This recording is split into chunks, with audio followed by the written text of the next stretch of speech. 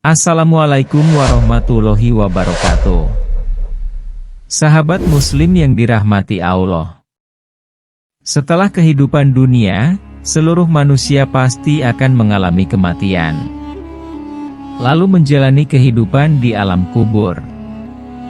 Sebagaimana firman Allah, setiap yang bernyawa akan merasakan mati.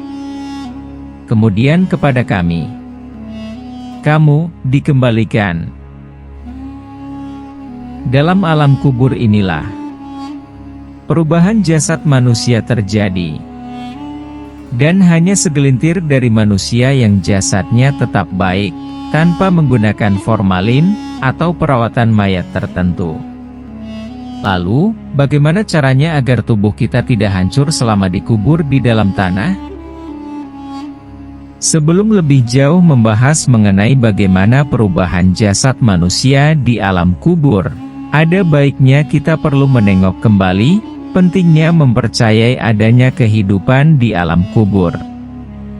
Kehidupan di alam kubur dalam Islam merupakan suatu hal yang harus dipercaya. Rasulullah dalam hadis riwayat Ahmad, dari sahabat Anas bin Malik, beliau bersabda, "Seandainya kalian tidak akan saling menguburkan jenazah, tentulah aku akan berdoa kepada Allah agar memperdengarkan kepada kalian siksa kubur yang aku dengar."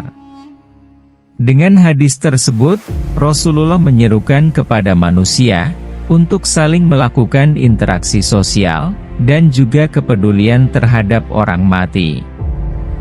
Tak hanya itu, Rasulullah menegaskan bahwa terdapat kehidupan di alam kubur, baik itu berupa siksaan atau bahkan sebuah kenikmatan, yang menunggu untuk hamba-hamba Allah yang saleh.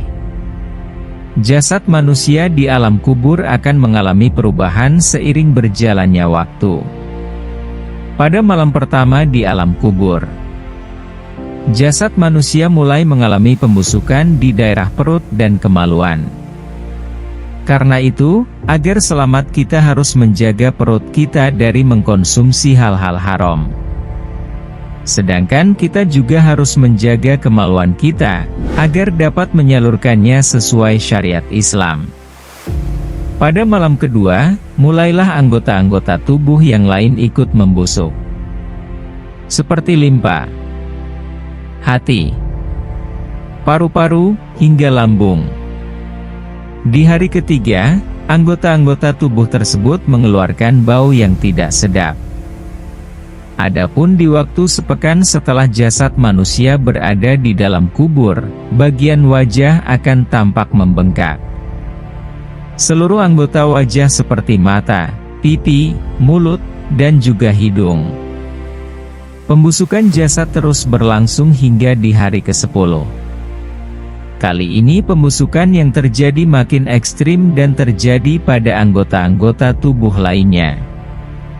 Perjalanan perubahan jasad manusia di dalam kubur terus berlanjut. Di pekan kedua, rambut mulai rontok dan tercerabut dari kepala.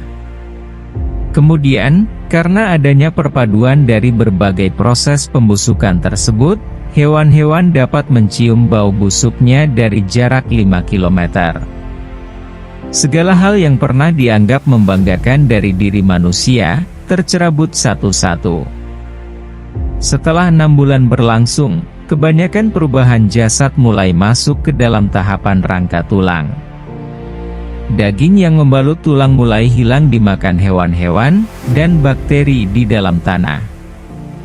Dan setelah 25 tahun berada di dalam kubur, rangka tubuh manusia akan berubah menjadi semacam biji.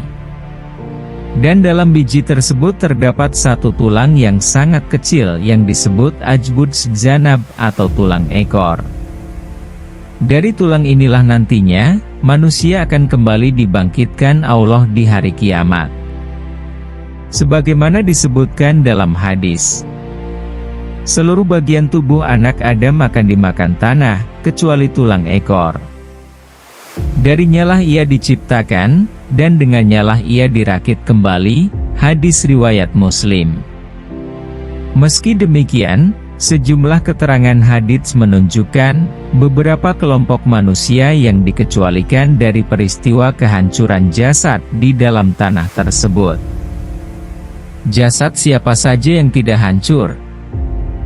Golongan pertama adalah para nabi. Rasulullah Shallallahu Alaihi Wasallam bersabda, sesungguhnya, Allah mengharamkan bumi untuk memakan tubuh para nabi. Kita manusia biasa yang bukan termasuk golongan nabi tentu bukan termasuk dari golongan ini. Lantas, bagaimana caranya agar jasad kita tidak hancur dimakan bumi?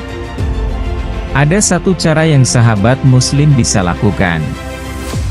Caranya adalah dengan menghafalkan Al-Quran. Rasulullah Shallallahu Alaihi Wasallam bersabda dari Jabir bin Abdullah, bahwasanya, ketika orang yang hafal Al-Quran meninggal, maka Allah memberikan wahyu kepada bumi, agar tidak memakan jasadnya. Kemudian bumi berkata, wahai Tuhanku, bagaimana aku bisa memakan jasadnya, sementara kalammu ada di dalamnya. Menghafalkan Al-Quran 30 juz memang bukan hal yang mudah. Tetapi juga bukan hal yang sulit. Karena Allah sudah berjanji, bahkan 4 kali. Dalam satu surah, yaitu surah Al-Qamar. Dan sungguh, telah kami mudahkan Al-Quran untuk peringatan, maka adakah orang yang mau mengambil pelajaran? Demikianlah sahabat muslim yang dirahmati Allah. Janji Allah pastilah benar. Sehingga tidak heran jika sering kita lihat para penghafal Al-Quran dari semua usia. Mulai dari anak kecil, sampai orang lanjut usia. Semoga kita semua bisa menghafalkan Al-Quran.